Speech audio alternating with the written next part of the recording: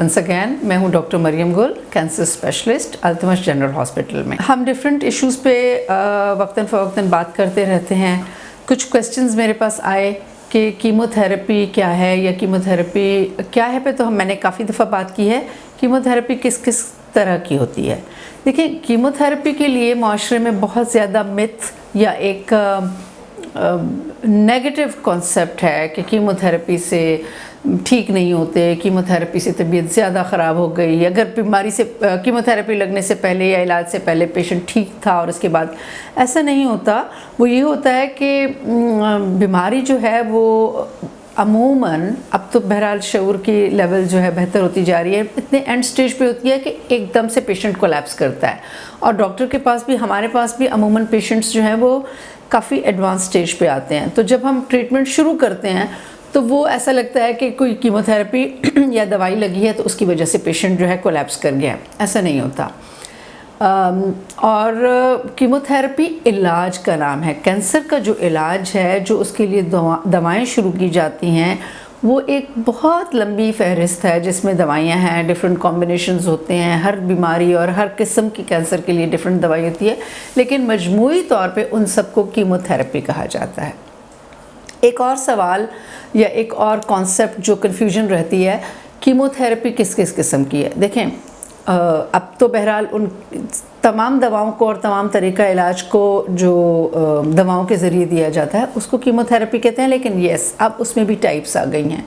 Chemotherapy, target therapy, immunotherapy, और ये तरीके जो है ये भी कीमोथेरेपी ही के ज़मरे में आते हैं।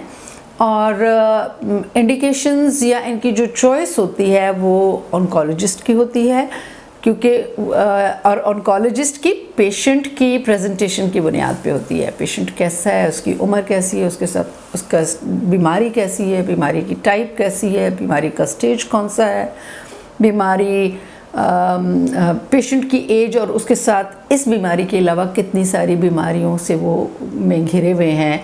तो ये सारी चीज़ें होती हैं जो हमें डिसीजन लेने में मदद करती हैं या गाइड करती हैं। और ऑल्सो इसमें एक ये भी चीज़ होती है कि अगर अक्सर लोग सवाल करते हैं कि जी फ़लाने मोहल्ले वाले तो इस तरह ठीक हो गए, फ़लाने का ज़्यादा ख़राब हो गया, हमारा क्या होगा? एक ही बीमारी अगर 5 लोग 10 लोगों को होगी तो 5 या 10 के 10 लोगों को एक ही अगर ट्रीटमेंट दिया जाएगा तब भी उनका जो रिस्पॉन्स होता है दवाई लगने के बाद या इलाज का जो रिस्पॉन्स पेशेंट का होता है, या ऐसे समझ लें कि जो कीमोथेरेपी या दवाओं या इलाज का जो उनकी बॉडी एब्जॉर्ब करती है और उसका जो थ्रेशोल्ड और रिस्पॉन्स होता है वो डिफरेंट होता है।